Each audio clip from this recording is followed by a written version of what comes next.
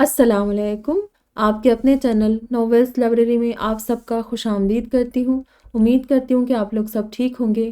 الحمدللہ میں بھی ٹھیک ہوں، اور ہماری پیاری سی کامیڈی ناول جو ہے سیریز ازمیر بٹ کی، اس کے ساتھ حاضر ہے آج۔ اور ہماری ناول کا نام ہے دھنک کے رنگ، اور یہ سیریز نمبر 10 ہے، اور اس کا پارٹ 5 ہے شاید، اور اسے تحریر کیا ہے عفت سحر طاہر نے۔ چلیے بڑھتے ہیں ناول کی جانب۔ دادو جب سے آ کر لاؤنج میں بیٹھی تھی، تب سے عمر اور حسان بیٹھے ریسلنگ دیکھ رہے تھے۔ مار ریسلنگ کو پڑتی آہ واہ اور ہاں کی آوازیں ان دونوں ریسلنگ کے شیدائیوں کی نکلتی۔ دادو نے پہلے تو اس بیہودہ کھیل کو اچھی طرح ناک پر اینک جما کر دیکھا، پھر ان سے پوچھ ہی لیا، یہ موئے کیوں ایک دوسرے کو مار مار کر ادموئے ہوئے جا رہے؟ بیلٹ کے لیے دادو، بیلٹ کے لیے جان کی بازی لگا رہے۔ حسان نے ٹی وی اسکرین پر نظر جمائے جواب دیا، تم موئے گھر سے پینٹ پہن کر آتے نا، نئے گھروں میں چلے آئے اور اب یہاں ایک دوسرے سے پینٹ کے لیے دھینگا مشتی کر رہے۔ دادو کی قوت سماعت اب واقعی کمزور ہو چکی تھی، اور اعلیٰ سماعت لگوانے کو وہ تیار نہ تھی۔ ہر وقت گویا محرم کو مجرم بنانے پر تلی رہتی۔ عمر نے تحمل سے اونچی آواز میں ان کو بتایا، پینٹ کے لیے نہیں، دادو بیلٹ کے لیے لڑ رہے۔ دادو کی آنکھیں حیرت سے پھٹنے کو ہو گئی۔ وہی اللہ کی مار ان پر، جانگیں پہن آ گئے، پینٹ تو کسی نے پہنی نہیں، کمبخت بیلٹ کہاں باندھیں گے؟ لڑکے حق تک اور ہم چاروں پچھلے صوفے پر نیم دراز رسالے اور میگزین چھوڑ کر لوٹ پوٹ ہو گئی۔ تحقیق سے یہ بات سامنے آئی ہے، جب آپ کسی کو شدت سے پانے کی کوشش کرتے ہیں تو وہ نمونہ آگے سے اتنی ہی شدت کے ساتھ آپ کو نخرے دکھانا شروع کر دیتا ہے۔ میرا دنیا سے دل اٹھا ہوا تھا جب میں نے صبح صبح فیس بک پر سے کسی منگیتر جلی کا اسٹیٹس پڑھ کر یہ بیان داغا، جواباً میرے ساتھ لیلا زرمینہ کا ہاتھ تھا سے میرے شانے پر پڑا۔ خبردار جو میرے بھائی کو نمونہ کہا تو اس کا ازمیر بٹ کے لیے کبھی کبھار اٹھنے والا پیار جاگا تھا، مگر بندہ پوچھے اس میں دوسرے کا کندھا سینکنے والی کون سی بات ہے؟ میں نے تحقیق کی بات کی ہے کمینی، تمہارے بھائی کا نام کس نے لیا ہے؟ دانت پیس کر کہتے ہوئے میں نے پاؤں سے دھکیل کر اس سے مزید بیڈ کے کنارے کیا تو وہ برا مان کر بولی، کیا مجھے نہیں پتا تمہاری زندگی میں ایسا نمونہ کون ہے؟ فائقہ چڑیا اور مانو کا کہکا بے ساختہ تھا۔ زرمینہ نے منہ بنا لیا، اپنی غلطی کا جلد ہی اندازہ ہو گیا تھا اسے۔ اب بس بھی کر دو روی، منگنی ہو گئی میرو کے ساتھ، اب شادی بھی ہو جائے گی تو پھر رونا کس بات کا ہے؟ کتاب کا صفحہ الٹتی ماہی نے چڑھ کر کہا تو میں جذباتی ہونے لگی۔ ایک ہفتہ ہو گیا مجھے زکام میں مبتلا ہوئے، سارے گھریلو ٹوٹکے آزما لیے، اور تمہارے اکڑو سنگ دل بلکہ بے دل بھائی نے ایک بار جو حال پوچھا ہوا آ کر، زکام کی حالت میں تو میں کچھ زیادہ ہی جذباتی ہو جایا کرتی تھی، بقلم خود۔ تو وہ کیا کرے، پاس بیٹھ کر تمہاری ناک پوچھتا رہے؟ ماہین چشماٹو نے بیزاری سے کہا تو سب کے چھت پھاڑ کہے نے مجھے روحاں سا کر دیا۔ میں نے کینہ توز نظروں سے ماہین کو گھورا، جس کا ہونے والا منگیتر اس سے بات کرنے کو مرا جاتا تھا، اور وہ فزکس کیمسٹری کی کتابوں میں کھپی رہتی۔ ہاں جی، ادھر تو گنجے کو ناخن مل گئے نا، میں نے طنز کیا تھا، تو تم بھی لگوا لو، اب تو آرٹیفیشل نیلز کا زمانہ ہے، فائقہ نے مشورہ دیا۔ کاش، میں نے آہ بھری۔ زرمینہ سے ایک مکہ کھایا۔ تم تو کہہ رہی تھی کہ تمہاری فیس بک فرینڈز بڑے اعلیٰ مشورے دیتی ہے، فائقہ کو یاد تھا۔ ہاں نہ قسم سے، فیس بک پر ایک پوسٹ لگا دو، بس ایک سے ایک دانشور نکل آتا ہے مشورے دینے کے لیے، مگر رویہ گل کے معاملے میں تو سارے فیل ہو گئے ہیں۔ آدھے کنوارے ہیں اور باقیوں کے والدین نے انہیں عشق کا موقع دیے بغیر شادی شدہ کر دیا۔ میں رونے کو تھی، پھر بڑی حسرت سے کہا، ہائے کاش ہمارے والدین بھی ہمیں یہی سزا دے دے، ان کو یہ خیال کیوں نہیں آتا؟ وہ اس لیے کہ سب میرو سے محبت کرتے ہیں اور اسے سزا نہیں دینا چاہتے، فائقہ نے ہمدردی سے کہا اور مجھ سے جھانپڑ کھایا۔ اپنی سزا بھگتو تم، انہی نظریات کی وجہ سے الٹی تصویریں بنانے والے منگیتر اور اردو دان سسرال سے پالا پڑا ہے تمہارا۔ میں نے اسے ناخن دکھائے، مگر وہ کون سا دبنے والی تھی، چمک کر بولی، تمہیں بھی چچی جان کی کوئی بددعا ہی لگی ہوگی، جو خاندان کا سب سے سڑیل بندہ تمہارے پلے پڑا ہے۔ چلو ہینڈسم اور ڈیشنگ تو زیادہ ہے نا سب کے منگیتروں سے؟ مجھے اس بات کی رچ کا تمانیت تھی۔ اف، تم لوگوں کی تو ڈائریکٹ شادیاں ہی ہونا چاہیے تھی۔ خواہ مخواہ دادوں نے سر پہ بوجھ لاد رکھا ہے، ماہین چشماٹو نے ناک چڑھا کر کہا۔ ہم انگشت بدندہ اسے دیکھنے لگے، جس کی منگنی کا فنکشن اسی اتوار ہونا قرار پایا تھا اور وہ دن بدن نکھرتی ہماری جیلیسی کا سامان کر رہی تھی۔ چشماٹو تو اب ہم اسے عادتاً ہی کہتے، ورنہ اس نے تو بات پکی ہونے سے پہلے ہی چشمہ اتار کر اسٹور کے کاٹ کباڑ میں پھینک دیا اور مستقل لینس لگانے شروع کر دیے تھے۔ میں تڑپ کر حواس میں لوٹی۔ اللہ کرے شادی کے دن تمہارا وزیر اعظم صحرا پہن کر آئے اور جب صحرا اٹھے تو اندر سے واقعی نواز شریف ہی نکلے۔ آمین، فائقہ نے خشوع و خضوع سے کہہ کر میرا ساتھ دیا۔ ماہین ہاتھ سے لعنت کا اشارہ کرتی اٹھ گئی۔ تب مجھے کچھ سکون کا سانس آیا۔ فائقہ کے ساتھ کہیں جانا اتنا خطرناک ثابت ہو سکتا ہے، یہ مجھے فائقہ کے ساتھ ڈاکٹر کے کلینک پر جا کر پتہ چلا۔ میں واپسی پر سخت بھنائی ہوئی تھی۔ اس قد نکمی اور نالائق ہے یہ فائقہ کی بچی کہ حد نہیں۔ میں نے کمرے میں آتے ہی بآواز بلند گل افشانی کرتے ہوئے سر سے دوپٹہ اتارا، جوتے ادھر ادھر لڑکائے۔ فائقہ بھی خوب تبی ہوئی میرے پیچھے تھی۔ سارے راستے ہم دونوں سوکنوں کی طرح لڑائی کرتی آئی تھی۔ اب کیا ہو گیا؟ زرمینہ نے کچھوے کی طرح کمبل میں سے سر نکالا۔ ہونا کیا ہے؟ ڈاکٹر کے کلینک جا کر خود کی لغت کھولی محترمہ نے۔ میں نے کینہتوز نظروں سے فائقہ کو دیکھا تو اس نے لڑاکا عورتوں کی طرح پسلیوں پر ہاتھ رکھ کر کھا جانے والی نظروں سے مجھے دیکھا۔ تم نے خود ہی تو کہا تھا کہ جتنی زیادہ اور گاڑی اردو بولو گی اتنی ہی روا ہوگی، تو یہ تھوڑی کہا تھا کہ ڈاکٹر کے کلینک پر جا کر اردو گاڑی کرنا شروع کر دو۔ میں نے دانت کچکچائے۔ دل تو چاہ رہا تھا آج اسے بھی چبا ہی ڈالوں۔ چڑیا نے خواتین ڈائجسٹ پر سے سر اٹھا کر ناگواری سے مجھے دیکھا اور تبصرہ کیا۔ اب بتا بھی دو آپ ہی، ہوا کیا ہے؟ ویسے تم جیسی ڈائٹرز ہی ہوتی ہے جو تمہید ہی اتنی لمبی باندھتی ہے کہ ریڈرز اکتا کر اگلی کہانی شروع کر دیتے ہیں۔ ان دنوں چڑیا اور مانو پر ڈائجسٹ پڑھنے کا بھوت سوار تھا اور چڑیا تو امتل کو سنجیدگی سے ایک افسانہ بھیجنے کا سوچ بھی چکی تھی۔ بے عزتی کر کے آئی ہے اتنے بڑے ڈاکٹر کی۔ میرا تو صدمہ ہی کم ہونے میں نہیں آ رہا تھا۔ کوئی نہیں، اتنا بڑا تو نہیں تھا، 40 سے کم ہی عمر تھی اس کی۔ فائقہ کو اعتراض ہوا تو میں نے سر تھام لیا۔ ہوا کچھ یوں کہ ہم کلینک پہنچے تو ڈاکٹر سیٹ سے اٹھنے ہی والا تھا۔ اب پرانی محلے داری کا لحاظ رکھتے ہوئے اس نے ہماری خاطر تھوڑا سا ٹائم نکال تو لیا، مگر مجھے میڈیسن لکھ کر دینے کے بعد ڈاکٹر صاحب نے خشک لہجے میں مشورہ دینا بھی ضروری خیال کیا۔ آئندہ اگر آنا ہو تو وقت پر آئے، ورنہ میں میڈیسن لکھ کر نہیں دوں گا۔ ہمیں آپ کے اوقات کا پتہ ہوتا تو ہم اس وقت نہ آتے۔ ویسے آپ کے اوقات کیا ہے؟ ہمیں آپ کے اوقات کا پتہ ہوتا تو ہم اس وقت نہ آتے۔ ویسے آپ کے اوقات کیا ہے ڈاکٹر صاحب؟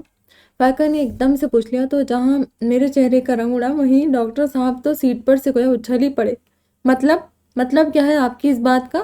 بس گرانے کی کسر باقی رہ گئی تھی۔ میں کہہ رہی ہوں کہ ہمیں آپ کی اوقات کا پتہ نہیں تھا اس لیے، ورنہ ہم کسی اور کلینک چلے جاتے ہیں نا روی؟ ڈاکٹر کو نیمونیا کے مریض کی طرح لرزہ بر اندام دیکھ کر گھبرا کر فائقہ نے مجھے ٹوکا دیا۔ اتنی دیر تک میں سمجھ چکی تھی کہ فائقہ کی بچی اوقات کار کی جگہ ڈاکٹر صاحب کے اوقات کو للکار چکی ہیں۔ یہ آپ کی اوقات آپ کی ٹائمنگ کی بات کریے ڈاکٹر صاحب۔ میں وضاحتاً گھگیائی۔ تب کہیں جا کر ڈاکٹر صاحب کا بی پی نارمل ہوا اور شوگر کنٹرول میں آئی۔ فائقہ کو کینہتوز نظروں سے گھورتے ہوئے میں نے ان سب کو پورا واقعہ سنایا تو وہ پیٹ پکڑے ہنس ہنس کر بے حال ہو گئی۔ بہرحال اب اس ڈاکٹر کے کلینک میں فائقہ کا جانا بین ہو چکا ہے۔ امید ہے کہ صبح تک وہ اس کی تصویریں کلینک میں لگوا دیں گے کہ یہ بندی آئندہ رہتی زندگی تک اس کے کلینک کے اندر قدم رکھنے نہ پائے۔ میں نے فائقہ کو مزید تپایا تو مجھے دور پھٹے منہ کا اشارہ کرتی زرمینہ کے ساتھ کمبل میں گھس گئے۔ رات گئے تک ہم پانچوں پرجوش انداز ماہین چشماٹو کی ہونے والی منگنی کی تقریب کے بارے میں ڈسکشن کرتی رہی، جس کے لیے سب کی تیاریاں مکمل تھی۔ تبھی فائقہ نے لیپ ٹاپ کی اسکرین پر نظر جمائے مجھے ٹوکا دیا۔ یہ لو، اندلیب نواز رخصت ہو گئی سمیع بھائی کے ساتھ اور امبر منگل بھی پیاری ہونے والی ہے صوفی بھائی کو۔ مدیحہ چودھری مدیحہ نوید بن چلی۔ اس نے میری فیس بک فرینڈز کی تازہ ترین رپورٹنگ مجھ تک پہنچائی تو میرا دل دکھ گیا۔ ہائے کتنا پوچھا اندلیب کی بچی سے کہ پھپھو کا بیٹا کیسے ہاتھ تک گیا، مگر نہ جی، ایک بار بھی جو انہوں نے رویہ گل کو اپنا سیکرٹ بتایا ہو۔ یہ گھنی میسنیاں خود سب لال لہنگے پہن کر رخصت ہوئی جا رہی ہے، رویہ گل کی کسی کو فکر نہیں۔ ارے کوئی ایک ہی ٹپ دے دیتی حق ہاں تو آج میں بھی میرو کے ساتھ رخصت ہونے کا اسٹیٹس لگا رہی ہوتی۔ میری حسرتوں کا تو کوئی شمار ہی نہ تھا۔ آج ماہین کی منگنی کا فنکشن بٹ ہاؤس کے وسیع و عریض لان میں ہو رہا تھا۔ ہم سب کی تیاری ایک سے بڑھ کر ایک تھی۔ میری تو خاص طور پر پتہ نہیں کتنی بار میرو سے سامنا ہونا تھا آج۔ سیاہ سلکی بالوں کی اونچی سی پونی مجھے بہت پسند تھی۔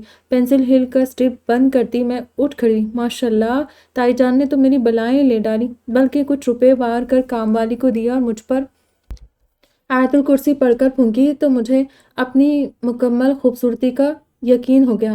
میں نے کمرے میں جا کر زرمینہ، فائقہ، چڑیا اور مانو کو اترا کر سراسر ذاتی تعصب پر مبنی بیان دیا۔ تم سب اپنی جھریوں اور لاف لائنز کو چھپانا چھوڑو۔ ان شکلوں پر اب رونق آنے سے رہی۔ وہاں مہمان آنا شروع ہو گئے ہیں۔ ان چڑولوں نے جو چیز ہاتھ لگی مجھے کھینچ ماری تو مجھے وہاں سے بھاگتی بنی جل ککڑیاں۔ میں بڑی فلمی ہیروئن بنی لہراتی بل کھاتی سٹائل سے سیڑھیاں اتر رہی تھی، کچھ گھیردار فراک کی طرف دھیان اور اوپر سے پہلی بار پہنی گئی پینسل ہل۔ آخر 2 سیڑھیاں باقی تھی جب کوریڈور سے ازمیر کو اندر آتے دیکھا۔ وہ لمبے لمبے ڈگ بھرتا سیڑھیوں کی طرف ہی آ رہا تھا۔ میرا دل تھڑ تھڑایا۔ نیوی بلو ایمبرائڈرڈ ویسٹ کوٹ اور کرتا شلوار میں ملبوس، بلند قامت، گہری سیاہ آنکھوں والا ازمیر بٹ ہائے! ایک لمحے میں ساری فلمی ٹکراؤ والے سین تازہ ہو گئے۔ اس نے بس اچٹتی نگاہ مجھ پر ڈالی اور میرا پاؤں رپٹا۔ میں نے فلمی سی آؤچ کے ساتھ ہاتھ اس کی طرف بڑھایا، مگر اس نے شاید ایسی سچویشن والی کوئی فلم نہیں دیکھی تھی۔ میں توازن کھو کر اس کے قدموں میں گری تو بدک کر 2 قدم پیچھے ہٹا۔ تف ہے بھئی، ایسی منگنی اور ایسے منگیتر پر میری ہائے وائے جاری تھی، اور وہ کس نے کہا تھا اتنا ایڑی چوٹی کا زور لگا کر تیار ہونے کو؟ یہ تو ہونا ہی تھا۔ اب اٹھ جاؤ کہ اب قیامت کے روز ہی اٹھو گی۔ سر پر ناگہانی آفت کی طرح کھڑا ہو کر مجھے اٹھانے کے بجائے میری اونچی ہیل اور اونچی پونی پر طنز کر رہا تھا۔ تم سے کس نے کہا تھا کہ مجھے گھور کر دیکھو؟ اتنا ہلکا خون ہے، پہلے ہی فوراً نظر لگ جاتی ہے مجھے۔ میں نے کراہے دبا کر اٹھتے ہوئے اسے جتایا تو اس کی آنکھیں پھیلی۔ دماغ تو ٹھیک ہے تمہارا؟ جیسے حواس میں آ کر وہ کٹرایا۔ میں نے معصومیت سے آنکھیں پٹ پٹائی تو اس نے دفعتاً گہری سانس بھر کر ادھر ادھر دیکھا۔ تمہارے جیسی لڑکی میں نے آج تک نہیں دیکھی رویہ گل، سر جھٹک کر بولا۔ میرے تو دل کی کلی کھل اٹھی۔ تم بھی نہ میرو، میری تعریف کا کوئی موقع جانے نہیں دیتے۔ میں نے تو بڑے لاڈ سے ٹھنک کر کہا۔ اب اللہ جانے وہ پیر پٹکتے ہوئے سیڑھیاں کیوں چڑھا۔ میں بھی سر جھٹکتی باہر لان میں چلی آئی، جہاں مہمانوں کی آمد کا سلسلہ شروع ہو چکا تھا۔ جلد ہی باقی سب بھی تیار ہو کر آ پہنچی۔ فائقہ کے سسرال والے بھی آ گئے، وہی پرانے سے دادا اور آپا۔ ہاں، ساتھ نیا نویلا عمران عباس بھی تھا۔ فائقہ نے دادا اور آپا کو آداب کیا۔ آہا، میں تو یہاں قدم رنجہ فرماتے ہی اپنے دختر نیک اختر کو طلب کرنے والا تھا۔ دادا جان فائقہ سے مسرور ہو کر ملے تو فائقہ نے خفگی بھرے احتجاج سے ان کو دیکھا۔ آپ تو کہتے تھے کہ مجھے دیکھ کر آپ کو بہت خوشی ہوا کرتی ہے، اب رنج ہونے لگا، اور میرا نام آپ بھی بھول گئے۔ نیک اختر کب سے ہو گئی میں؟ فائقہ نام ہے میرا۔ دادا جان ہکا بکا۔ آپا نے طنزیہ نظروں سے عمران عباس کو دیکھا۔ خود بیچارہ فائقہ کے اردو کا زخم کھورتا تھا، اب بھی نثار ہو رہا تھا اس کی باتوں پر۔ بین سطور بات کو سمجھنے کا وصف پیدا کرے فائقہ بھی۔ آپا بیگم نے بڑے تحمل کا مظاہرہ کیا تو فائقہ لال پڑ گئی، انگلی مروڑتی دوہری ہو کر منمنائی۔ اف آپا، سب کے سامنے کیسی باتیں کر رہی ہے، مجھے شرم آ رہی ہے۔ مجھے زرمینہ کے دھموکے نے ہوش دلایا تو میں بزرگوں سے معذرت کرتی فائقہ کو اپنی طرف گھسیٹ لائی۔ یہ کیا کمینی حرکت ہے، میرے سسرال والے مائنڈ کر رہے ہوں گے۔ وہ بازو میری گرفت سے چھڑاتے ہوئے ناگواری سے بولی تو زرمینہ نے دانت کچکچائے۔ فی الحال تو وہ شکر کا کلمہ پڑھ رہے ہوں گے، تم تو صحیح معنوں میں ان کا بی پی بڑھانے والا آلہ ثابت ہو گئی۔ جی نہیں، ابھی آپا اتنی کھلی باتیں کر رہی تھی، بہت فرینک ہے وہ مجھ سے۔ شرمائی۔ اللہ اللہ، وہ تم سے اپنے گھر کے لیے چشم و چراغ پیدا کرنے کا نہیں، بلکہ تمہیں اپنے اندر کوئی کوالٹی پیدا کرنے کا کہہ رہی تھی۔ ڈفر، میں نے اسے گھورا۔ ہاں، میں سمجھی بھتیجے کا نام بھی سوچ لیا وہ آصف۔ اس نے آپا ہی کو دور ہی سے کینہ توز نظروں سے دیکھا، پھر روحاں سی ہو کر بولی، یہ لوگ میرا نروس بریک ڈاؤن کروا کر ماریں گے، تم دیکھ لینا۔ اچھا، اب دفع کرو اپنی ان کمینی حرکتوں کو، اور یہ دیکھو کہ آج ہر نگاہ مجھ پر ہی جمی ہے۔ میں ٹھلائی۔ ملنے والوں میں سے ایک آنٹی تو واقعی مجھ پر فدا ہو رہی تھی۔ ہاں، کارٹونز تو بچے بڑے دونوں ہی شوق سے دیکھتے ہیں، زرمینہ نے طنز کیا۔ نند گلی کا گن جل ککڑی۔ اسے مسکرا کر دیکھتے میں نے دل ہی دل میں دانت پیس لیے، کیونکہ ماحول لڑائی کے لیے بالکل بھی سازگار نہیں تھا۔ میں تمہیں اس بک بک کا بہت اچھا جواب دے سکتی ہوں، مگر چونکہ اس محفل میں موجود تمام ماؤں کی نظریں مجھ پر لگی ہے، اس لیے میں اپنا امیج خراب نہیں کرنا چاہتی۔ ہاں، ماؤں کی نظریں؟ آیا کا کام شروع کر دیا ہے تم نے؟ اپنے بچے تمہارے سپرد کر کے کھانا کھائیں گی سب انشاءاللہ۔ بس کر دو انٹرنیشنل کماری، بس۔ میرا کشمیری خون جوش کھانے لگا تو زرمینہ نے منہ پر ہاتھ پھیرا۔ بعد میں پوچھوں گی۔ منگنی کا فنکشن بہت اچھا گزرا۔ وزیر اعظم بہت ڈیشنگ لگ رہا تھا۔ اس کی اور ماہین کی جوڑی کمال بنی تھی۔ وزیر اعظم کی بار بار ماہین کی طرف اٹھنے والی نگاہ کی وارفتگی ہم سب محسوس کر رہے تھے۔ باقی سب کا تو پتہ نہیں، مگر میرے دل میں کچھ کچھ ہونے لگا۔ بھلا میرا کیا قصور تھا جو مجھے میرو جیسا سڑیل اور ان رومانٹک منگیتر دیا گیا؟ فنکشن کے بعد اگلے ہی دن جب ہم ساری دادوں کے پاس بیٹھے رشتہ داروں کے انداز و اتوار کو ڈسکس کر رہی تھی، تب میں نے دادوں سے احتجاجاً پوچھ بھی لیا، نوچ اللہ کی مار کیا بکواس کر رہی ہو؟ دادوں کا تو مانو ایک دم سے پارا ہائی ہو گیا، ہڈیوں میں دم نہ تھا ورنہ اچھل ہی پڑتی۔ ایک تو تجھ زمانہ بھر کی نکمی اور ٹٹ پونجی کے پلوں سے اپنا شہزادہ باندھ دیا، اوپر سے نخرہ دکھا رہی، ارے واہ، اسے کہتے ہیں جوتوں سمیت آنکھوں میں گھسنا۔ انہوں نے بڑی بے دردی سے مجھے جھٹکا تو میں جو بڑے اطمینان سے بیٹھ کے کنارے ان کے ساتھ ٹیک لگائے بیٹھی تھی، لڑک کر کارپیٹ پر آ رہی اور اسی پر اکتفا نہیں کیا بلکہ اپنی چھڑی اٹھا کر باقاعدہ میرے بازو میں تلوار کی طرح چبھ ہوئی۔ چاروں میری درگت پر ہنس رہی تھی اور فائقہ کا قہقہ سب سے بلند تھا۔ میں بدک کر پیچھے ہٹی۔ افو دادو، اپنے پوتے کے بارے میں کچھ سن کر تو آپ فوراً ہلاکو خان کی پوتی بن جاتی ہے، اور وہ جو صبح شام میرا نازک سا دل توڑ کر گنہگار ہوتا رہتا ہے، اس کی آپ کو کوئی فکر نہیں؟ میں نے چھڑی کی پہنچ سے دور ہو کر اپنا بازو سہلایا۔ آ لینے دو تمہارے باوا کو، کوئلے منگواتی ہوں اس سے۔ دادو نے چشمے کے اوپر سے مجھے گھورا تو میرے منہ میں پانی بھر آیا۔ دادو، باربی کیوں کریں گی؟ ہاں، تمہاری زبان کا۔ وہ بچے کچے دانتوں کو کچکچا کر بولی تو میں نے بلا ارادہ ہی دونوں ہاتھوں سے اپنا منہ دبا لیا۔ اف، دادو بھی نا سخت ظالم خاتون ہے۔ میں سخت غصے کے عالم میں وہاں سے نکلی تو پیچھے وہ ساری اونچی آواز میں گا کر میرے زخموں پر نمک چھڑک رہی تھی۔ دل کے ارماں آنسوؤں میں بہہ گئے۔ میں نے سر جھٹکا، واقعی اپنی بے قدری پر میری آنکھوں میں آنسو بھی آ گئے۔ دنیا بھری پڑی تھی لڑکوں سے۔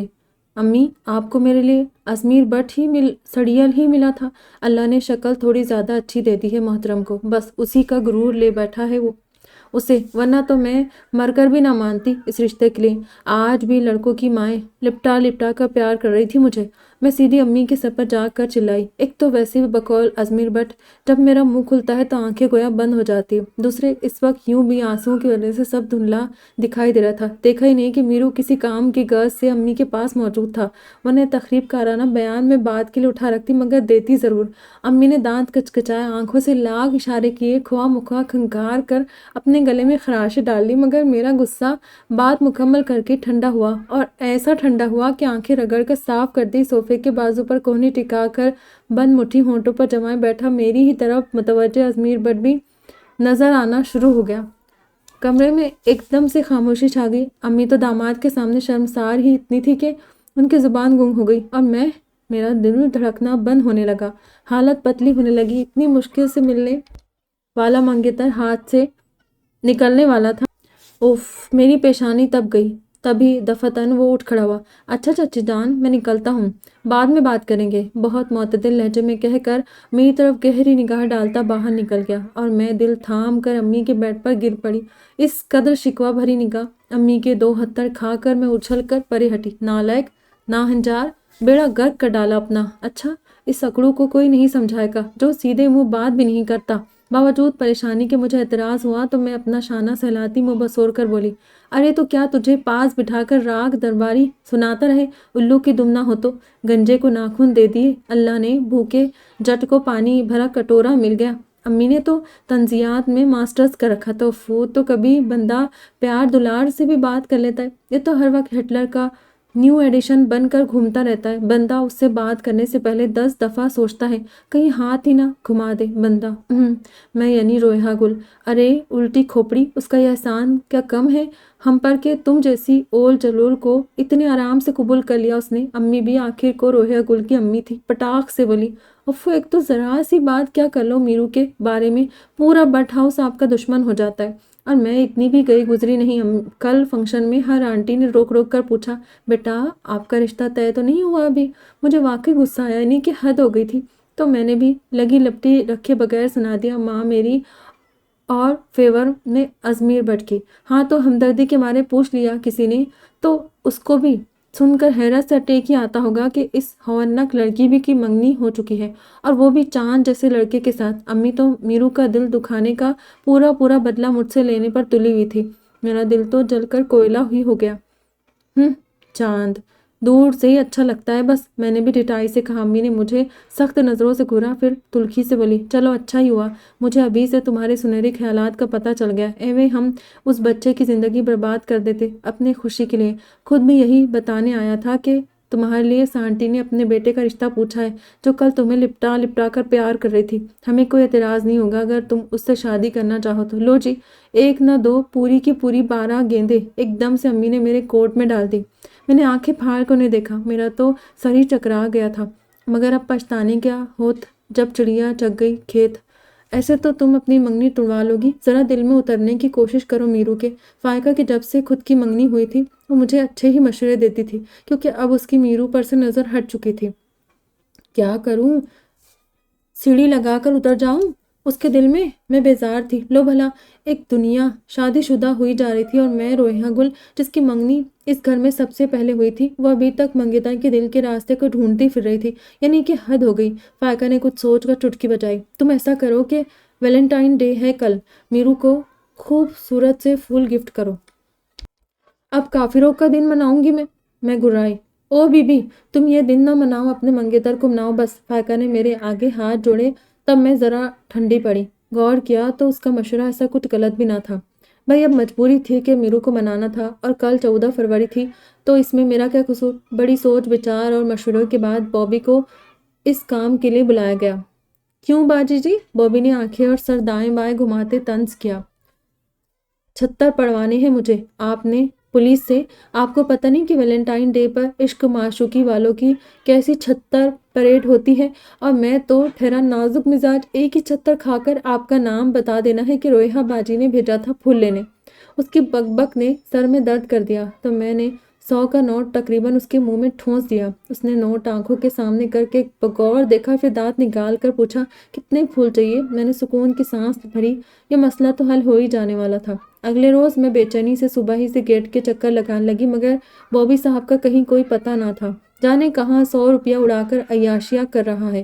میں نے کڑ کر سوچتے ہوئے یہ بآواز بلند اظہار رائے بھی کر دیا، ہاں ہو سکتا ہے 100 روپیہ لے کر وہ الینا سینٹر چلا گیا ہو شاپنگ کے لیے۔ یہ طنز ماہن چشماٹو نے کتاب کا صفحہ الٹتے ہوئے کہا تھا۔ میں اندر سے کھسیانی ہوئی، مگر بظاہر دانش مندی سے بولی، جس کے پاس کچھ نہ ہو اس کے لیے 100 روپیہ بھی کافی ہوتا ہے۔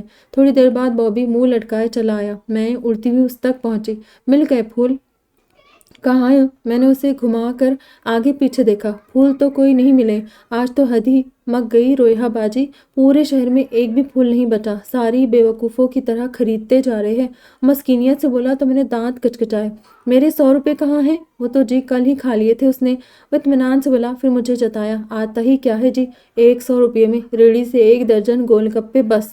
اب جو بھی ہے جیسے اور جہاں سے بھی ہو، کیونکہ تم اپنی فیس کھا چکے ہو، اس لیے پھول تو تم ہی کو لا کر دینے ہوں گے۔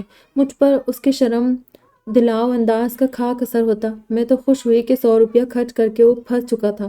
بے بسی سے سب کو دیکھنے لگا، مگر وہ سب اب کیا کر سکتی تھی، مجبوراً اسے جانا ہی پڑا۔ دوپہر ہونے کو آ گئی، مردوں کے گھر لوٹنے کا وقت ہونے والا تھا۔ کمرے سے گیٹ اور گیٹ سے کمرے تک چکر لگاتے میرا بی پی لو ہو گیا، تو میں چکر کھا کر زرمینا پر گر گئی۔ دور پھٹے منہ، اس نے بدک کر کمبل منہ پر سے اتارا۔ اب بس کر دو روئی، ازمیر بٹ تمہاری قسمت میں ہی نہیں ہے شاید۔ فائقہ نے مجھے چل منوس ٹائپ نظروں سے دیکھا تو میں گلوکوز کے گھونٹ بھر کر رہ گئی، جو چڑیا نے جلدی سے لا کر مجھے تھمایا تھا۔ اسی وقت ڈور بیل بجی۔ لو میرو تو آ بھی گیا ہوگا، وہ استحضاء سے بولی تو میں جلدی سے دروازہ کھولنے بھاگی۔ توقع کے عین مطابق دروازہ پر گھومتی آنکھیں لیے بوبی موجود تھا۔ کیا بنا؟ گلاب ملے کہیں؟ بولو، تم بولتے کیوں نہیں ہو؟ میں نے اس کا گریبان پکڑ کر اسے ہلا ڈالا۔ اس نے ایک جھٹکے سے اپنا گریبان چھڑایا۔ آپ تو خود کش حملہ آور کی طرح وارد ہوتی ہے رویہ باجی، اس نے منہ بنایا۔ جو میں پوچھ رہی ہوں وہ بتاؤ، ورنہ ابھی کے ابھی میرے پورے 100 روپے واپس کرو۔ میں نے دانت پیس کر کہتے یوں چٹکی بجا کر 100 روپے کہا جیسے خدا نہ خواستہ 1,00,000 روپے دے دی ہو۔ اوہ مل گئے ہیں جی گلاب آپ کے، پورے شہر میں صرف ایک ہی دکان پر ملے ہیں، پر وہ آدمی بڑا کھڑوس ہے، کہتا ہے 60 کسی بڑے کو لاؤ تب پھول دے گا۔ 500 کا نوٹ بھی دکھایا مگر وہ ٹس سے مس نہیں ہوا۔ تو چلو نا میں چلتی ہوں تمہارے ساتھ۔ میں خوش ہو گئی، ساتھ ہی میری گدی کسی کے ہاتھ آ گئی۔ میں نے لرز کر دیکھا اور ڈھیلی پڑ گئی۔ پیچھے فائقہ اور زرمینہ موجود تھی اور میری گردن زرمینہ کے ہاتھ میں تھی۔ مل گئے پھول؟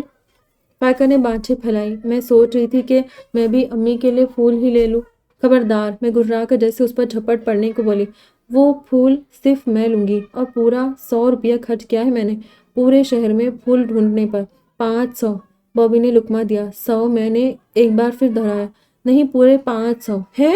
مگر میں نے تو تمہیں صرف 100 روپے دیے تھے۔ میری آنکھیں بے یقینی سے پھیلی، دل تھم تھم کر دھڑکنے لگا تو آنکھیں شرکن گربن گھماتے چالاکی سے بولا، تو جی پورے شہر میں جو رکشہ لے کر گھما ہوں اس پر تو کرایہ لگنا ہی تھا نا۔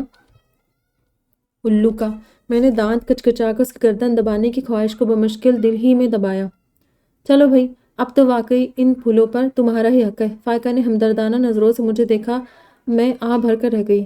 ہم لوگوں نے کبھی لوکل کنوینس استعمال نہیں کی تھی۔ جہاں بھی جانا ہوتا گھر کی گاڑی میں کوئی ایک لڑکا ساتھ ہو لینا، ورنہ ابو چاچو زندہ باد۔ اب سڑک پر آ کر رکشے کا انتظار کرنا عجیب سا لگ رہا تھا۔ چنگچی والے تو کافی تھے مگر آنکھوں دیکھے واقعے نے ہم پر چنگچی کی ہیبت طاری کر دی۔ رکشے کے انتظار کے دوران چنگچی والا کتنی ہی بار ہم سے سواری کا پوچھ چکا تھا، مگر ہم تینوں میں سے کوئی بھی اتنی بے پردہ سواری میں بیٹھنے کو راضی نہ تھا۔ آپ کے نخرے ہیں بس، اتنی شاہی سواری ہے، جیٹ طیارہ سمجھے سے، گھوڑا تو نہیں جو ڈر رہی ہے۔ چنگچی والے کا موڈ خراب ہوا تھا۔ اسی وقت ایک لڑکا گویا ہانپتا ہوا چنگچی والے کے پاس آیا۔ فیصل گیٹ جانا ہے۔ نہیں بھاؤ، اتنی دور نہیں جانا، واپسی پر خالی آنا پڑتا ہے ہمیں۔ وہ سفر چٹ انکار کرتے بولا، تم کرائے کی بات کرو، واپسی کا بھی دے دوں گا۔ لڑکے نے فراخ دلی سے کہا تو چنگچی والے نے اسے ٹالنے والے انداز میں کہا، لاؤ پھر 300 روپے۔ اس لڑکے نے اسی وقت 300 جیب میں سے نکال کر چنگچی والے کے ہاتھ پر رکھ دیے تو اس کا منہ کھلا رہ گیا۔ بھاگ کر موٹر سائیکل پر بیٹھا، سواری کو لاؤ باؤجی۔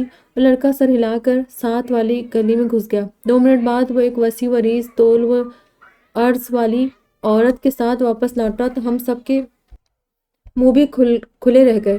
چنگچی والا بھی اس عورت کا حدود اربا دیکھ کر تذبذب کا شکار ہوا، مگر 300 روپیہ نکالنے کو جی نہیں چاہا تو منہ سامنے کے دل مضبوط کر کے بیٹھ گیا۔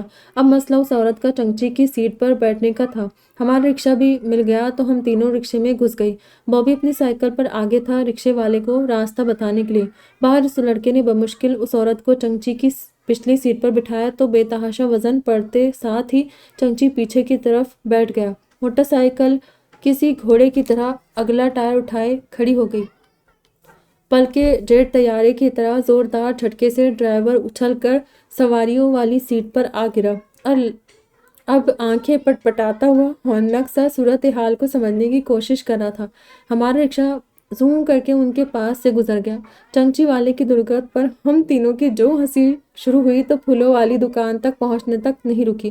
چھوٹی سی پھولوں کی دکان پر واقعی پھول اور پھولوں کی پتیاں موجود تھیں، اور ایک چاچا جی ٹائپ بندہ اکتائی ہوئی شکل لیے وہاں موجود تھا۔ بوبی تو ادھر سے ہی رفو چکر ہو گیا۔ مجھے دیر ہو رہی ہے جی، ابے نے گردن دبا لینی ہے میری، اب تو بس پھول ہی خریدنے ہیں، آپ خود خرید لیں۔ وہ میرا 500 کا نوٹ مجھے تھما گیا تھا۔ ہاں جی، کتنے فٹ کے حساب سے چاہیے؟ چاچا نے اسی بیزار انداز میں پوچھا۔ یہ سمجھے کہ ہم نے ریسیپشن کے لیے زمین پر بچھانے ہیں۔ زرمینہ نے میری کان میں سرگوشی کی۔ 500 کے کافی ہوں گے، مگر ٹہنیوں کے ساتھ۔ چاچا جی، میں نے اونچی آواز میں کہتے متلاشی نظروں سے ادھر ادھر دیکھا، مگر صرف پتیاں اور چھوٹے گلاب ہی موجود تھے، ٹہنی والا ایک بھی پھول نہ تھا۔ مجھے مایوسی ہوئی۔ کمینے ویلنٹائن منانے والے، ایک بھی جو پھول کسی ضرورت مند کے لیے رہنے دیا ہو۔ بس 500 کے ٹہنیوں والے پھول کون لیتا ہے ویسے ایسے موقع پر؟ بے وقوف ہو۔ چاچا جی نے ہمیں گھور کر دیکھا۔ اب مجبوری تھی، میرے پاس اور کوئی آپشن بھی نہ تھا۔ سوچا چاچا جی کو ہدایت کی۔ 500 کے کافی ہوں گے، پھول ثابت والے ڈالیے گا، پتیاں نہیں۔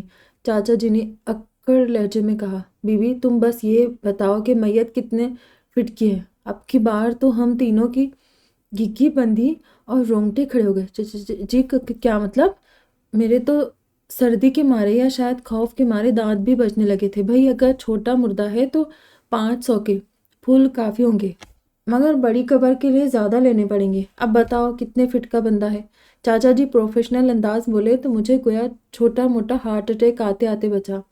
हम वहाँ से गोया उड़कर भागे। सारे रास्ते जरमीना और फायका पेट पकड़े हंसती रही, और मैं जितनी गालियाँ याद थी मुझे वो सारे रास्ते बॉबी को देती आई। बॉबी कमीना हमें कब्रिस्तान के कब्रों के लिए फूल बेचने वाले की दुकान पर ले आया था, क्योंकि यही एक जगह थी जहाँ से फूल आज भी ख़त्म न हुए, क्योंकि मुर्दे वैलेंटाइन डे नहीं मनाया करते।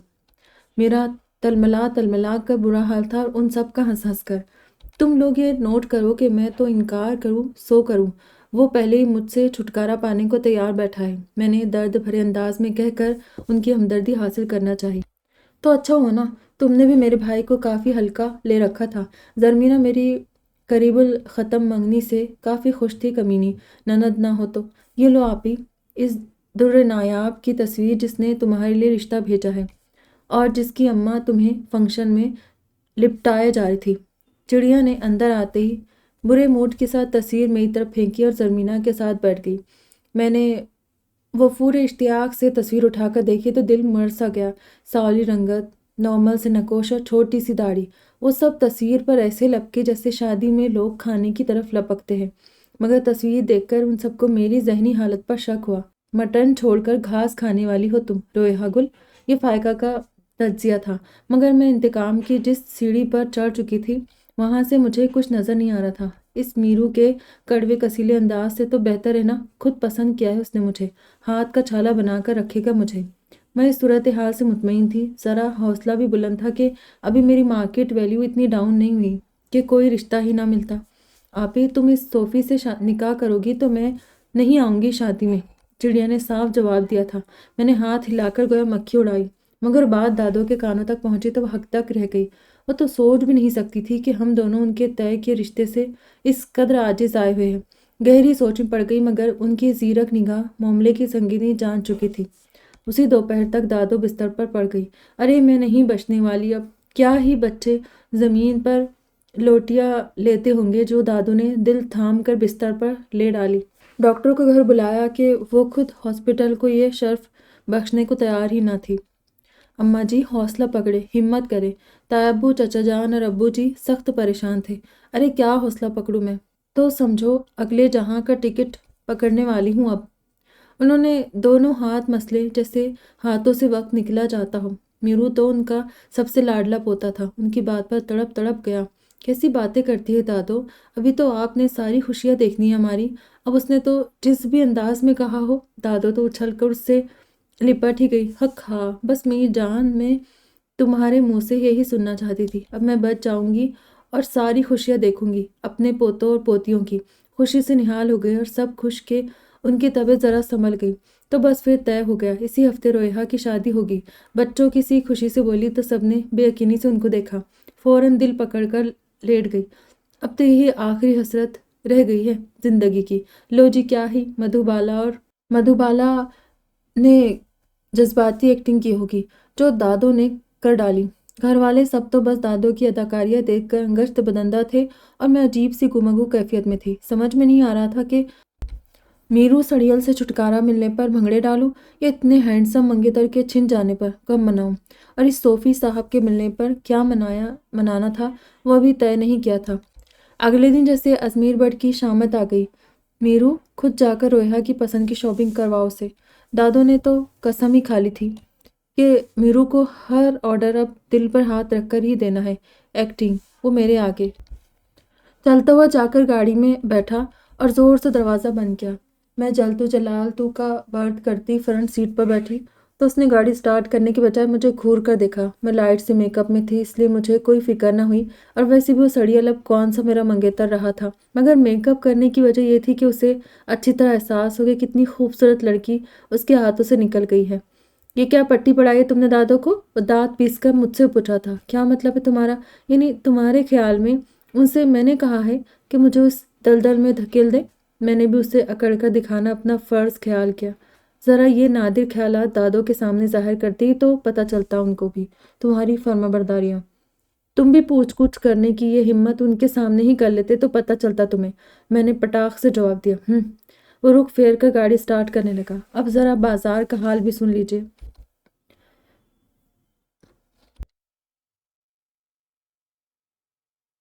जिस जिस लहंगे पर मैंने हाथ रखा मीरू ने उसे रिजेक्ट किया, और साथ साथ बेरहमाना कमेंट्स। ये कैसा काम है इस पर फजूल सा, ये तो कलर इतना डल है, अपनी शक्ल देखो, ये कलर पहनकर राओगी सबको। फिश लहंगा तो बस स्मार्ट लड़कियों पर अच्छा लगता है। जब उसने मुझे हर बुटीक में फिरा फिरा कर पूरे 10 लहंगे यूं ही रिजेक्ट कर दिए तो मेरे सबर के मग गिलास लोटे सब लबरेज हो गए। मैं शॉपकीपर और कस्टमर्स का ख्याल किए बगैर उससे उलझ पड़ी। मुझे तो समझ ही नहीं आ रही कि दुल्हन कौन बनने वाला है, और लहंगा तुम अपने लिए पसंद कर रहे हो या मेरे लिए। शॉपकीपर और उसके माविन लड़के अपनी हंसी छुपाने लगे। अजमीर भट्ट ने घूर कर मुझे देखा, मगर फिर कुछ मज़ीद पेशगोइयाँ नहीं की। तो मैंने अल्लाह का शुक्र अदा किया जिसने ज़ुबान में चुप रहने का ऑप्शन भी रखा हुआ है। लेकिन अब शाम हो चुकी थी और मज़ीद लहंगे भी नहीं बचे थे। और दिल की बात बताऊं तो जिन लहंगों को मीरू ने रिजेक्ट किया, मैं उनमें से कोई भी अब मुझे इतना अच्छा नहीं लग रहा था कि ले ही लेती। मुझे दिल से उठ गई। वापसी का रास्ता खामोशी से कटा। शायद हम दोनों ही एक दूसरे से नाराज़ थे। शक की जर्द टहनी पर फूल बदगुमानी के इस तरह से खिलते हैं, जिंदगी से प्यारे भी अजनबी से लगते हैं। मैं बिस्तर पर आजरदा सी कैफियत में औंधी पड़ी थी। अब तो दुनिया की रंगीनियों से दिल ही उठ गया है। ये मेरा कुछ देर पहले दिया जाने वाला रिमार्क था। वो सारी मुझे दफ़ा दूर किए मेरी ही शादी के फंक्शंस में पहनने वाले ड्रेसेस पर डिस्कशन कर रही थी, और मुझे अजमीर भट्ट की टेंशन खाए जा रही थी। मुझे रोना आने लगा। उफ अल्लाह, यानी मैं मीरू के मुंह से एक बार भी एतराफ़ी मोहब्बत नहीं सुनूंगी। ना मुराद इस दुनिया से रुखसत हो जाऊंगी। मैं उठ बैठी तो उन्होंने मेरी तरफ मशकूक नज़रों से देखा। एतराफ़ होता है मोहब्बत का, यहाँ तो बस इंतकाम की आग नज़र आती थी मीरू की आंखों में। फायका ने बेरहमी से कहा, ये फरमाइशी उसूलन अब तुम्हें अपने सोफ़ी से करनी चाहिए। मेरा भाई अब कौन सा लव मैरिज कराए तुम्हारे साथ जो वो प्यार भरे रुक्के भेजता रहे तुम्हें। हक हाँ, इस बेचारे के तो उड़ने से पहले ही पर कतर दिए गए थे। तो शुक्र है कुदरत ने दादो की तीसरी आंख खोल दी और वो कुर्बानी से बच गया। जरमीना को अफसोस के साथ खुशी भी थी। एक भी बंदी ऐसी नहीं थी जो मेरा साथ देती। कमीनियाँ आ लेने दो जरा, उनकी बारी, चुन चुन कर बदले लूंगी। उसी वक्त जब मैं संजीदगी से खुद खुशी करने का कोई आसान सा तरीका ढूंढ रही थी, ताई अम्मा हाथ में एक बड़ा सा शॉपिंग बैग थामे चली आई। ये देखो ज़रा, कैसा है तुम्हारा लहंगा। उन्होंने उदास सी मुस्कुराहट के साथ शॉपिंग बैग मेरी तरफ बढ़ाया तो मैंने बुझे दिल से बैग थाम लिया। क्या था अगर मीरू अपनी पसंद से मुझे लहंगा दे देता। कितनी यादगार शादी बन जाती मेरे लिए। बेदिली से मैंने बेड पर बैग उल्टा तो सुर्ख रंग पूरे माहौल पर छा सा गया। बहुत खूबसूरत kamdani, of white shirt, kamdani, सुर्ख लहंगा और खूबसूरत दुपट्टा। मेरी सांस पल भर कर रुकी। वाह माशाल्लाह, बहुत प्यारा है। कौन लाया, किसकी पसंद है। रेड कलर कितना नाइस है ना, और शर्ट कैसी उठ रही है इसके साथ। वो सब रद्बुल लिसान थी और ताईजान मेरे कुछ कहने की मुंतज़र थी। बहुत खूबसूरत है ताईजान, बिल्कुल वैसा जैसा मैंने अपने लिए सोचा था। ताईजान ने आगे बढ़कर मेरा चेहरा दोनों हाथों में थामा और मेरी पेशानी चूमकर मोहब्बत भरे नम लहजे में बोली, ये मीरू लाया है तुम्हारे लिए अपनी पसंद से। उन सबके मुंह खुल गए और मैं तो बेयकीन सी बैठी रह गई। मीरू, वकड़ू बट जलता शरारा, हिटलर का न्यू एडिशन, बात बात पर दादा जान की बंदूक उतारने वाला। उसके अंदर ये नरम जज्बात कहाँ से आ गए। कह रहा था रोएहा को किसी भी चीज़ की कमी महसूस न हो। ताईजान बोली तो मेरा चेहरा तप उठा। सब जल कुकड़ियाँ कभी गर्दन घुमाकर मुझे देखती और कभी ताईजान को। मुझे सच में मज़ा आया। अब पता चला उस मीरू के बच्चे को क्या खोया उसने। मैं लहंगा उलट पलट कर देखती अंदर ही अंदर खुश होने की कोशिश कर रही थी। चलो तुम्हें भी शॉपिंग करवा दूँ, तुम्हारा तो स्पेशल डे होगा ना। मैं उन सब के बाजार जाने के बाद थोड़ी देर दादों के साथ बैठी और फिर आकर पिछले बरामदे की सीढ़ियों पर बैठी थी जब अजमीर वहाँ चला आया और इस कद्र दोस्ताना अंदाज में बोला कि मैं दंग रह गई। रोना भी आया कि अभी इतना अच्छा बनना था तुमने अजमीर भट्ट। जब मैं उस सोफ़ी कुकिंग ऑयल, मेरा मतलब है असफिहान के रिश्ते को कबूल कर चुकी थी। मैं यूं ही सर उठाकर उसे देखे गई तो हल्का सा हंसिया। क्या है, ایسے کیوں دیکھ رہی ہو؟ ہائے، اس کا ہلکا سا تبسم بھی کیا قیامت تھا۔ مرد ہنستے ہوئے کم ہی خوبرو لگا کرتے ہیں۔ اب میرو تو ریکارڈ ٹائم ہی ہنسا ہوگا چند بار، مگر آج میرے لیے شاید پہلی بار۔ میرا دل تیزی سے احساس سیاہ سے بھرنے لگا تو نمی آنکھوں تک آ گئی۔ متفکر سا میرے پاس قدرے فاصلے پر اس سیڑھی پر بیٹھ گیا جہاں میں بیٹھی تھی۔ کیا ہوا؟ لہنگا پسند نہیں آیا؟ وہ اس قدر پریشانی سے پوچھ رہا تھا کہ مجھے اپنے کیے پر رونا آنے لگا۔ تیرا ککھ نہ رہو صوفی، کس چمڑک کو پسند کرا لیا میں نے؟ اب تو ہاتھ ملنے کا وقت بھی نکل چکا تھا۔ کیا تم پہلے اتنے اچھے نہیں ہو سکتے تھے میرو؟ میں نے رو کر پوچھا تو متحیر سے مجھے دیکھے گیا۔ اس بیچارے کو کیا خبر تھی کہ میں اس کے لیے رو رہی ہوں۔ چلو، دیر آید درست آید، اب تو اچھا بن گیا ہوں نا۔ اس نے مجھے بہلایا تو میرا دل دکھ گیا۔ اب کیا فائدہ، اب تو میری شادی ہونے والی ہے۔ میں درد بھرے لہجے میں گویا ہوئی، تو شادی کے لیے اچھا شوہر نہیں چاہیے ہوتا کیا؟ الجھا۔ اب کیا فائدہ میرو، جب مجھ سے باقی کا فکرہ مکمل ہی نہ ہوا اور میں روتی ہوئی تیزی سے وہاں سے چلی گئی۔ جب کیا؟ میرو نے پیچھے سے تحیر بھری اونچی آواز پوچھا تھا، مگر جو جان بوجھ کر اندھا بنے اس کا دارو کیا؟ میں کچن میں کھڑی اپنے لیے چائے بنا رہی تھی، ساری رات سوچ سوچ کر اور رو رو کر اب سر میں درد ہو رہا تھا۔ تبھی ازمیر وہاں چلایا اور آتے اسٹول گھسیٹ کر چھوٹی میز کے پاس بیٹھ گیا۔ اس نے اب میری طرف دھیان کیا تو چونکا۔ تم کیوں ناشتہ بنا رہی ہو؟ باقی سب کہاں ہیں؟ ان میں سے کسی کو کہتی، بلکہ زری کو کہتی، وہ تمہارا ناشتہ بناتی۔ وہ بڑی اپنائیت سے بولا تو میرا بچوں کی طرح زور زور سے رونے کو دل کیا، بلکہ ساتھ ایڑیاں رگڑنے کا بھی۔ شاید میرو واپس مل جائے، مگر فی الحال تو خود کو سمجھانا تھا۔ وہ جو اس رشتے سے اکتایا اور بیزار پھرتا تھا، اس کے سامنے ہار ماننا میری انا کو گوارا نہ تھا، تو اسی لیے ہلکے پھلکے طنز سے بولی، ہاں، وہ تو میرا ہی ناشتہ بنا دیتی۔ ہاں ہاں، اب ایسی بھی کوئی بات نہیں، میرے حوالے سے تو وہ تمہیں بہت پسند کرتی ہے۔ ہنستے بولا تو میرے دل میں ٹیس سی اٹھی۔ اب وہ باتیں تو قصہ پاری نہ ہوئی، اب تو میں اصفہان عدیل کی ہونے والی تھی۔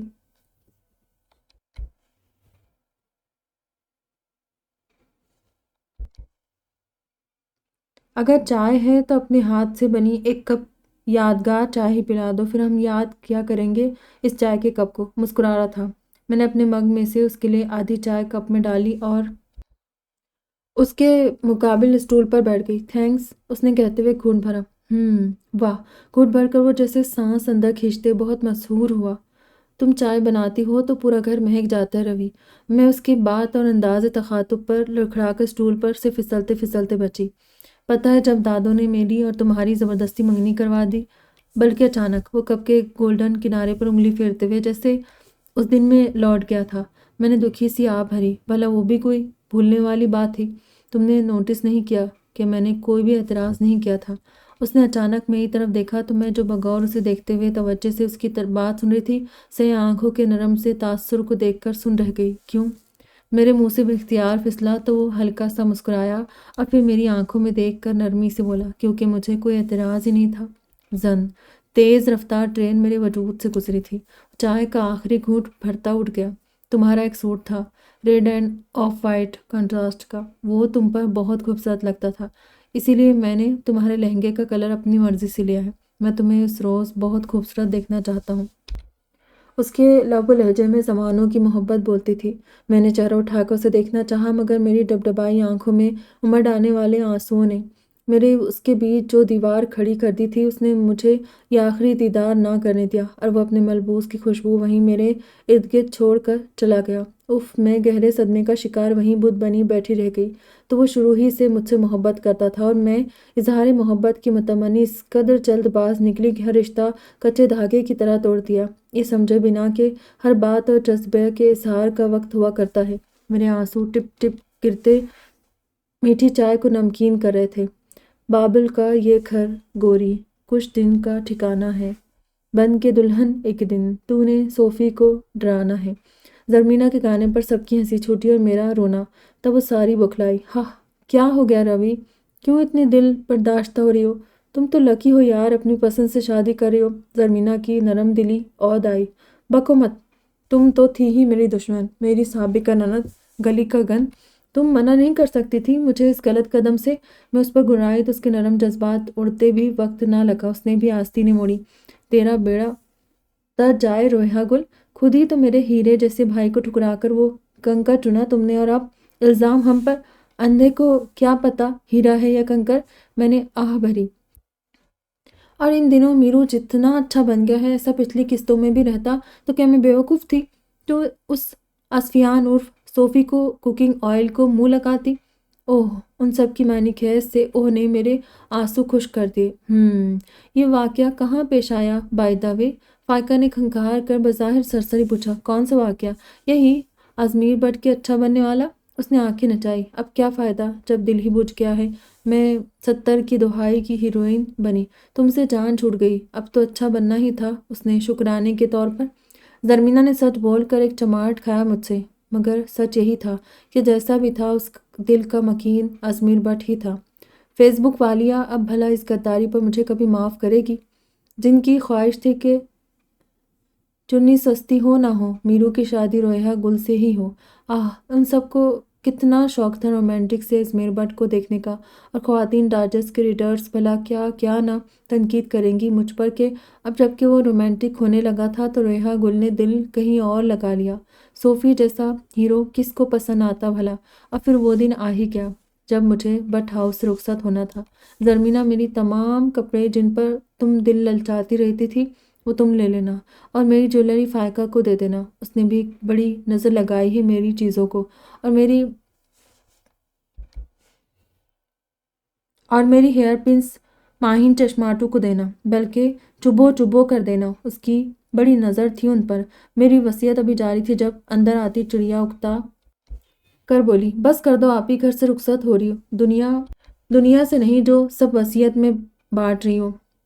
काजी साहब आ रहे, अब शरीफ बच्ची बनकर बैठ जाओ। मेरे तो वजूद पर लर्ज़ा तारी हो गया। उफ, तो अब यकीनी जुदाई हो रही थी मीरू से। रोया गुल बिन्त अहमद हसन, आपको बावस 1 लाख रुपए हक महर के अजमीर बट के निकाह में दिया जाता है, आपको कबूल है? काजी साहब की आवाज़ ने पटाख से मेरी भेंची आंखें खोल दी। मैंने बाकायदा घूंघट हटाकर काजी साहब का मुंह देखा। पिए हुए तो नहीं है? मुझे फिक्र हुई कहीं मेरा निकाह ही मकरू ना करवा दे। काजी साहब अपना इस कद्र अमीक नजरी से जायज़ा लेने जाने पर सटपटा से गए। नाम तो ठीक से पढ़े काजी साहब। मैं मनमानाए घर वाले तो मेरी हिम्मत पर अंगश्त बदंदा थे। टोकते क्या खाक बीबी, यही नाम लिखा हुआ है दूल्हे का, अजमीर बट। काजी साहब ने अपनी काबिलियत पर शक किए जाने को माइंड करते हुए रजिस्टर मेरी आगे खिसकाया। मीरू का नाम सुनहरी हरूफ में लिखा देखकर मैंने फौरी तौर पर बाँछें फैलाकर 3 बार कबूल है कहा। और जब सब मुझे अप्रैल फूल बनाकर खुश हो रही थी, मैंने इशारे से ज़रमीना और फायका को बुलाया। कैसा रहा अप्रैल फूल? उन्होंने दांत नकोस कर पूछा। कमीनियों, मेरे एक भी जोड़े या ज्वेलरी को हाथ लगाया तो हाथ तोड़ दूंगी। मैंने मुस्कुराते हुए दांत पीसे तो बेहोश होने वाली हो गई। अजमीर बट कमरे में आया तो कमरा ताज़ा गुलाब के फूलों से महक रहा था। मेरा दिल थम थम कर धड़कने लगा और साथ ख्वातीन डाइजेस्ट के रीडर्स का भी। वो मेरे सामने आ बैठा। तो रोया गुल शर्माती भी है, वो शरारत से बोला। मेरी तो हिम्मत भी ना हुई कि एक नज़र देख ही लेती कि दुल्हा बनकर वो कैसा डैशिंग और स्मैशिंग लग रहा है। उसने फिर जेब टटोल कर एक छोटा सा बॉक्स निकाला। ये तुम्हारा मुंह दिखाए गिफ्ट है, खालिस मेरी चॉइस। उसने मेरा हाथ थाम लिया तो मैं शर्मा सी गई। मैंने अपना हाथ खींचा तो मीरू ने अपनी तरफ खींच लिया। उठ जाओ रोया की बच्ची, मेरे लैपटॉप के ऊपर गिरी हुई हो। सोना मरना है तो अपने बिस्तर पर जाकर सो भी और मरो भी। फायका मुझे झंझोड़ रही थी और मेरा हाथ थाम कर खींच रही थी। मेरी आंख पटाख से खुल गई। मैंने आंखें मल कर इधर उधर देखा। ना वो गुलाबों से महकता माहौल, ना कोई सेज और ना अजमीर बट। तो क्या ये ख्वाब था? मुझे बेयकीनी हुई। कमीनी, बेड़ा तर जाए तुम्हारा। 2 मिनट ठहर जाती तो क्या हो जाता है, मुझे अपनी रुनुमाई तोहफा तो देख लेने देती। मीरू दे रहा था, मुझे रोना आने लगा। लाया हो तोहफा आज पकाने के लिए। फायका ने मुंह बिगाड़ा तो मेरे आंसू थम गए। कद्दू शरीफ, मैं बेख्तियार बोली। इस बार साथ में टिंडे बदमाश भी है। फायका हंसी, मगर मेरा दिल, उफ हाय, मगर ये सोफ़ी कौन था? मैंने लैपटॉप ऑन किया। सामने ही अंबर गुल की शादी मुबारक की पोस्ट सुफियान भाई उर्फ सोफ़ी, जिन्हें ख्वातीन शुआ ग्रुप के मेंबर सोफ़ी के नाम से छेड़ते थे, तो यही पोस्ट नाचती रही रात भर जहन में ख्वाब की सूरत। ये लो, रुखसत हो गई अंबर गुल सोफ़ी के साथ। काश साडा भी कोई सोफ़ी होइंदा, मैंने हसरत से कहा तो फायका ने तहीर से मुझे देखा। अजमीर बट क्यों ना होता? अजमीर बट तो सिर्फ ख्वाब ही में दुल्हा बनेगा मेरा। एक ये सोफ़ी है, ब्याह कर भी ले गया तो फिर बस सोफ़ी, जो नाम है एतमाद का। मैंने हसरत से अंबर और सुफियान की शादी की अलविदाई पोस्ट को देखा और लैपटॉप बंद करके कद्दू शरीफ और टिंडे बदमाश पकाने के लिए उठ गई। तो काराइन रोयहा गुल अभी भी कंवारी है और अजमीर बट शायद सिर्फ ख्वाब में ही सीधा हो सकता है। आपके पास कोई टिप हो तो फेसबुक पर आइए ना प्लीज़, मशवरे देंगे तो सवाब दारीन हासिल करेंगे। आप अपने कमेंट बॉक्स के ज़रिए, आपके अपने यूट्यूब चैनल पर भी कमेंट्स के ज़रिए बता सकते हैं। दुआ में याद रखना, अपना ढेर सारा ख्याल रखना। कैसी लग रही है? इसके बाद लास्ट ही है मुझे लग रहा है। दुआ में याद रखना, अपना ढेर सारा ख्याल रखना। फिर मिलेंगे। खुदा हाफ़िज़।